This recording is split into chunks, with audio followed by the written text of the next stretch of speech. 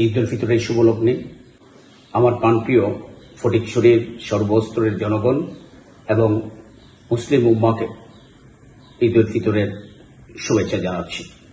ঈদ মোবারক।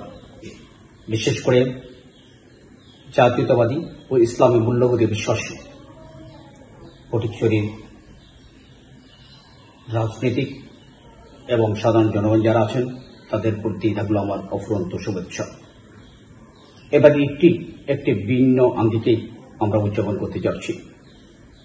শতাধিক বছর ধরে ফ্যাসিস্টশাহী আমাদের বুকের উপর চেপে বসেছিল। সে সময় অধিকাংশ ভিন্ন মতের লোক যারা আমরা আনন্দের সহিত ঈদ করতে পারিনি। হাজার হাজার লোক, কোটি কোটি লোক বাংলাদেশে সেদিন আনন্দের সাথে ঈদ করতে পারে, বাড়িতে আসতে পারেনি, ঈদের নামাজও করতে পারেনি। ফ্যাসিস্ট সরকার নামাজ থেকেই বহু লোককে ঈদের নামাজ থেকে তুলে নিয়ে গুম করে ফেলেছে। এই ধরনের অসংখ্য রেকর্ড আছে।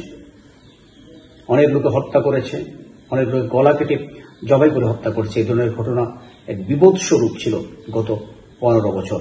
তার আগের 2 বছর ছিল গণতন্ত্রহীন। অর্থাৎ বাংলাদেশের মানুষ 17 বছর ধরে একদিকে গণতন্ত্রহীন ছিলেন, অন্যদিকে ঈদ বলেন, পূজা পার্বণ বলেন, কোনো উৎসব তারা করতে পারেননি। আজকে ফেসিবাদ পালিয়ে গেছে। আজকে অত্যন্ত একটা সুন্দর পরিবেশে এবার ঈদটা উদযাপিত হচ্ছে। আমরা অত্যন্ত শান্তিপূর্ণভাবে নির্ভয়ে এবারের ঈদটা করতে পারছি। এজন্য আমরা মহান রাব্বুল আলামিনের কাছে শুকরিয়া আদায় করছি।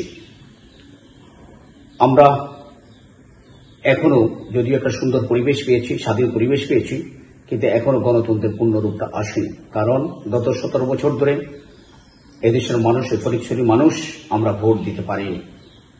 এখন সে ভোটাধিকার কিন্তু আমরা ফেরত পাইনি। ফেসিবাদ পালিয়ে গেছে।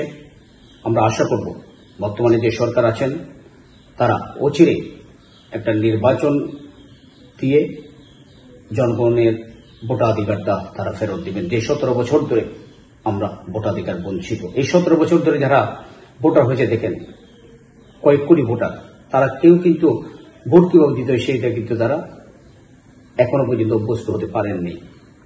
তাই আমাদের প্রত্যাশা থাকবে অত্যন্ত মুক্ত পরিবেশের এই শুভক্ষণে বর্তমান সরকারে যারা আছেন তারা অল্প সময়ের মধ্যে একটা নির্বাচন দিয়ে দেশকে গণতন্ত্রের পথে ফিরিয়ে আনবেন। আপনাদের অসংখ্য ধন্যবাদ।